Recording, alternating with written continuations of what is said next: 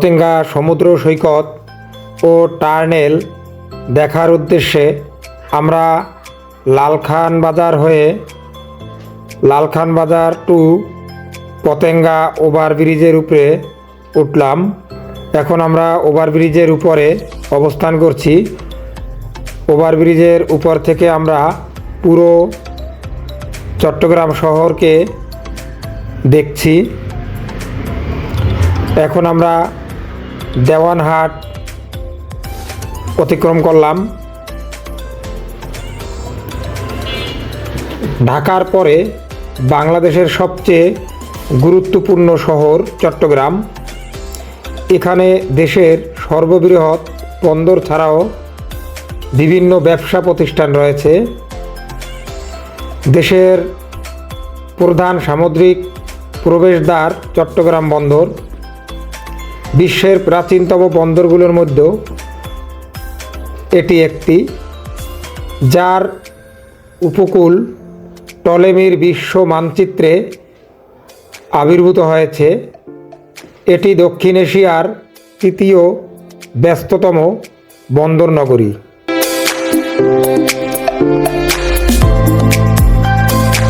আমরা ওভারব্রিজের উপর থেকে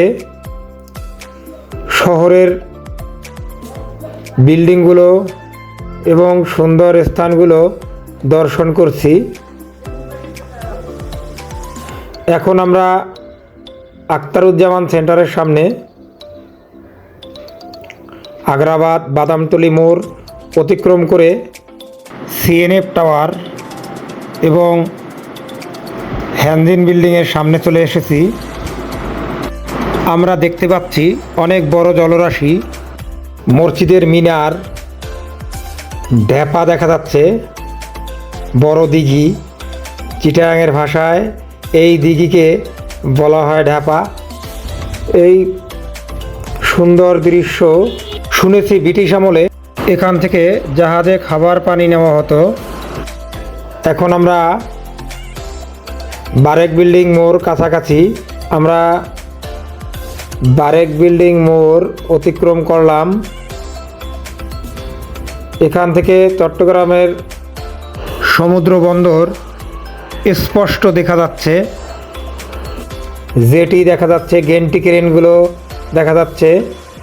এই গেন্টি ক্রেনের মাধ্যমে জাহাজ থেকে কন্টেনার স্থলে নামানো হয়, উঠানো হয়।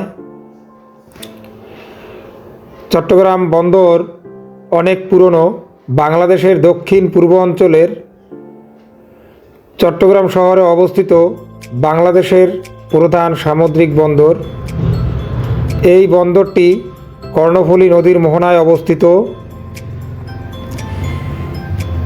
ইংরেজ শাসনের প্রথম দিকে ইংরেজ ও দেশীয় ব্যবসায়ীরা নিজ ব্যয়ে কর্ণফুলী নদীতে কাঠের জেটি নির্মাণ করেন। পরে 1860 খ্রিস্টাব্দে প্রথম দুটি অস্থায়ী জেটি নির্মিত হয়।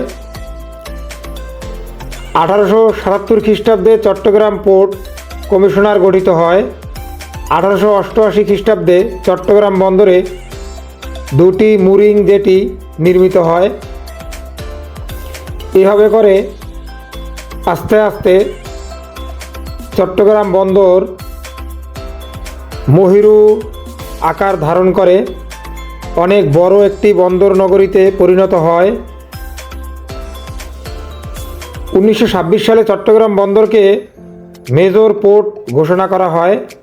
পাকিস্তান আমলে 1960 খ্রিস্টাব্দের জুলাই মাসে চট্টগ্রাম পোর্ট কমিশনারকে চট্টগ্রাম পোর্ট ট্রাস্টে পরিণত করা হয়।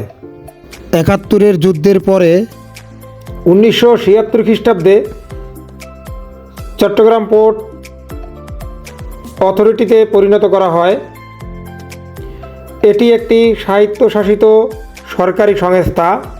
চট্টগ্রাম পোর্টে রুট পারমিশন নিয়ে বিভিন্ন দেশের জাহাজ নোঙর করে পণ্য খালাস করে। বাংলাদেশ শিপিং কর্পোরেশনের বিল্ডিং দেখা যাচ্ছে। চট্টগ্রাম কাস্টম হাউস, কাস্টমসের নতুন ভবন, বন্দর ভবন ও কাস্টম হাউস একই স্থানে। আমরা বাংলাদেশের আমদানি রপ্তানি বাণিজ্য কেন্দ্র চট্টগ্রাম বন্দর দর্শন করছি। শত শত শিপিং এজেন্টের কন্টেইনারে বিদেশ থেকে বিভিন্ন পণ্য আমদানি ও রপ্তানি হচ্ছে।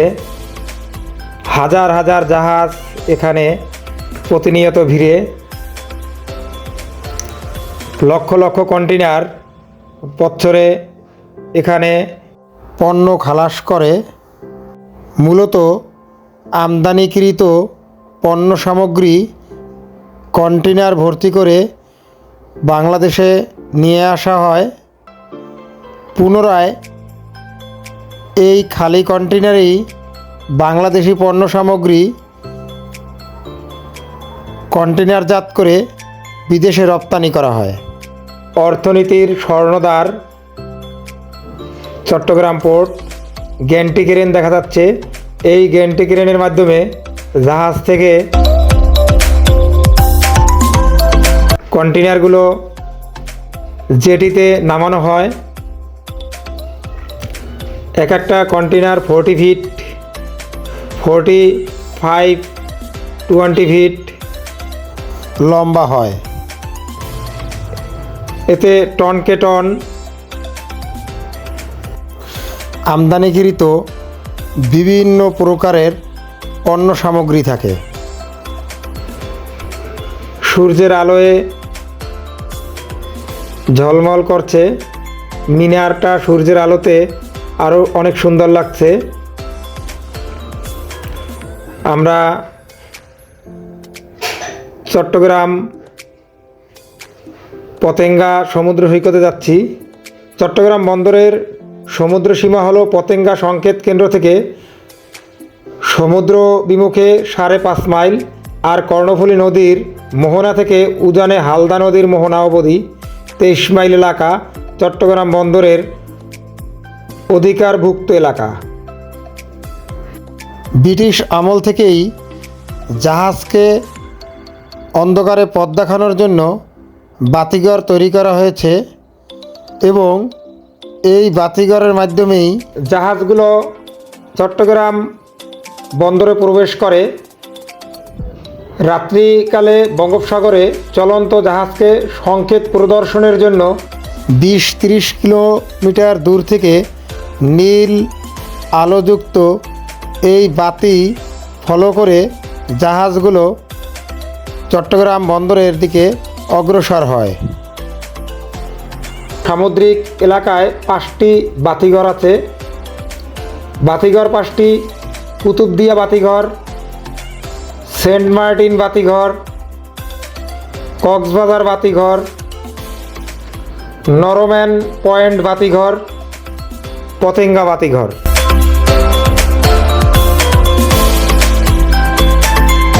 বাংলাদেশের বাণিজ্য কেন্দ্র চট্টগ্রাম। ঢাকার পরে বাংলাদেশের সবচেয়ে গুরুত্বপূর্ণ বাণিজ্যিক রাজধানী চট্টগ্রামকে বলা হয়। চট্টগ্রামে আমরা বসবাস করি। আসলেই এখানে কোনো যানজট নেই। দক্ষিণে সমুদ্র, শহরের চারিপাশে এবং শহরের মাঝেও পাহাড় টিলা রয়েছে। পাহাড়ের সবুজ গাছপালার অনেক সুন্দর। আমরা প্রায় বিকেলে এই পতেঙ্গা সমুদ্র সৈকতে ঘুরতে আসি। এখানে এলে মনে হয় যে সমুদ্রের মতোই বিশাল আমাদের স্বপ্ন, আকাঙ্ক্ষা। আমরা অল্প সময়ই পতেঙ্গার কাছাকাছি চলে এসেছি। এখন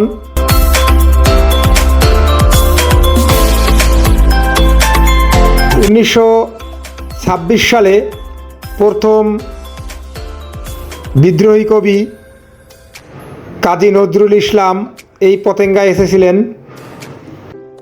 তিনি লিখেছিলেন অনেক কবিতা।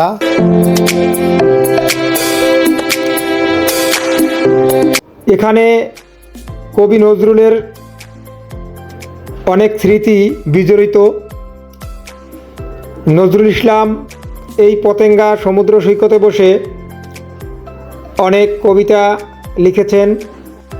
নজরুল ইসলাম সিন্ধু হিন্দোল চক্রবাক কাব্যগ্রন্থে যে কবিতাগুলো রয়েছে তার একটি অংশ এই চট্টগ্রাম সফরকালে লিখেছিলেন। তিনি চট্টগ্রামে মোট 3 বার এসেছিলেন।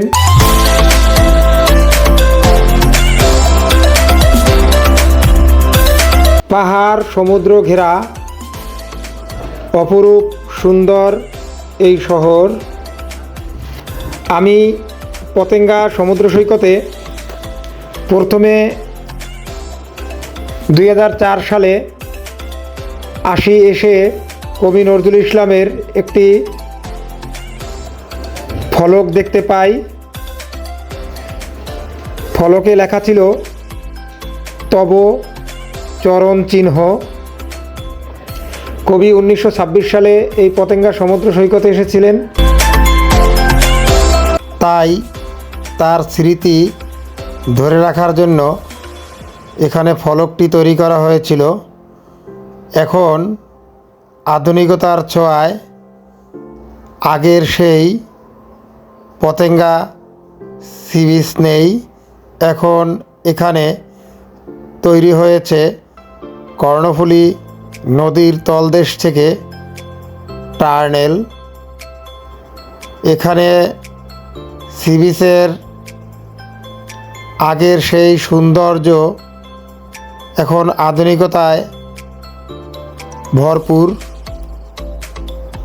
অন্য অন্য সমুদ্র সৈকতের মতো আমাদের দেশের সমুদ্র সৈকতগুলো মানুষের ভ্রমণের জন্য উপযোগী করে তৈরি করা হয়েছে। এখানে বসার জন্য পর্যাপ্ত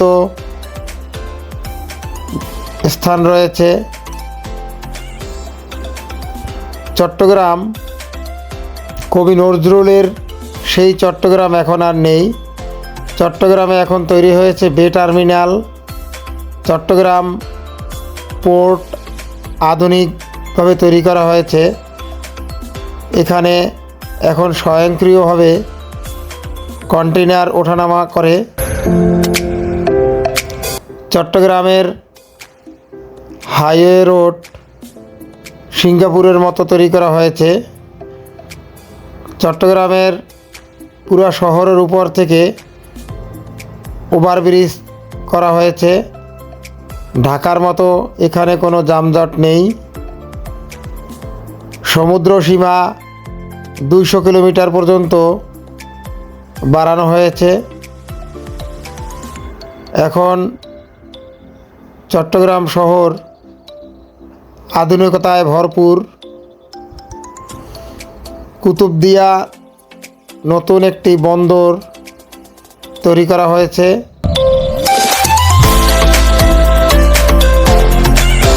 চট্টগ্রাম এয়ারপোর্ট থেকে সরাসরি এখন বিভিন্ন দেশে যাওয়া যায়। এক কথায় গোটা চট্টগ্রাম পুরো আধুনিকতায় ভরপুর। আধুনিকতার ছোঁয়া পেয়ে এখন সেই নজরুলের চট্টগ্রাম নেই, সূর্য সেনের চট্টগ্রাম নেই। এখন চট্টগ্রাম অনেক উন্নত। আমরা সি বিচে চলে এসেছি।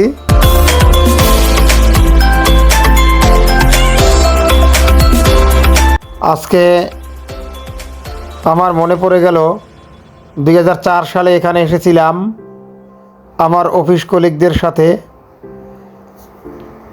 সেই ছবি, তখন এখানে এরকম শান বাতাই করা ছিল না। বঙ্গোপসাগরের তীর ঘেঁষে বাইপাস সড়ক তৈরি করা হয়েছে। পুরা বাইপাস সড়কের পাশ থেকে সমুদ্র দেখলে মনে হয় আমরা সিঙ্গাপুরের কোনো সমুদ্রের তীর ঘেঁষে যাচ্ছি। পুরা বাইপাসের পাশ থেকে সমুদ্র দেখা যায়, সমুদ্রের ঢেউ উপভোগ করা যায়। রাত্রেবেলা এই সমুদ্রের দিকে তাকালে মনে হয় সমুদ্রের মাঝে জাহাজগুলো আলো জ্বালিয়ে রেখেছে, ছোট ছোট বাড়িঘরের মতো মনে হয়। আসলেই অনেক সুন্দর। আমরা বাইক নিয়ে মাঝে মাঝে এই বাইপাসে আসি লং ড্রাইভে।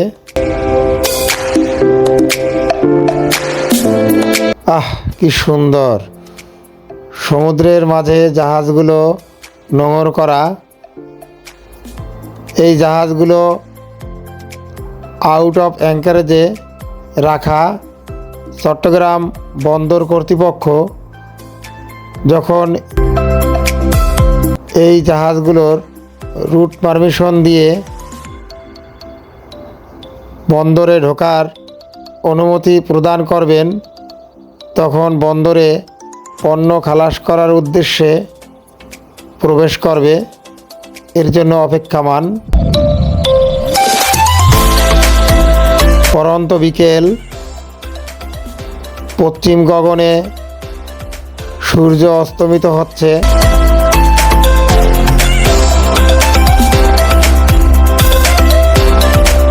এই মুহূর্তে বীজকে অনেক সুন্দর লাগছে। আমরা এই সৌন্দর্য উপভোগ করতেছি। আকাশ পানে তাকালে যেমন বিশালতা মনে হয়, তেমনি সমুদ্র পানে তাকালে বিশালতা মনে হচ্ছে। সমুদ্রের পানিগুলো এক সেকেন্ডও বিশ্রাম নিচ্ছে না, সে প্রতিনিয়ত আসা যাওয়ার মাঝেই আছে। আমরা পতেঙ্গা সমুদ্র সৈকত দর্শন করে পুনরায় ফিরে যাচ্ছি ওভারব্রিজ হয়ে পতেঙ্গা টু বদ্দারহাট ওভারব্রিজের উপরে আমরা আগ্রাবাদে যাব। রাতের চট্টগ্রাম অনেক সুন্দর লাগছে। দিনের চেয়ে রাতেই আমার বেশি আনন্দ অনুভূত হচ্ছে। চট্টগ্রাম পোর্ট আলোয় আলোকিত হয়ে ঝলমল করছে। আসলে রাতের সৌন্দর্য আলাদা এবং দিনের সৌন্দর্য আলাদা। আপনারা আমার সাথে চট্টগ্রাম পতেঙ্গা বীচ দেখলেন, বন্দর ভবন দেখলেন, চট্টগ্রাম নৌবন্দর দেখলেন। তো আমার সাথে এতক্ষণ থাকার জন্য সকলকে ধন্যবাদ জানাই। আপনারা ভ্রমণ করবেন, ভ্রমণ মনের খোরাক। ভ্রমণ পিপাসু মানুষ অনেক প্রাণবন্ত হয়। আমার এই ভিডিও ভালো লাগলে লাইক কমেন্ট দিয়ে সাবস্ক্রাইব করে আমার সঙ্গে থাকুন। ধন্যবাদ।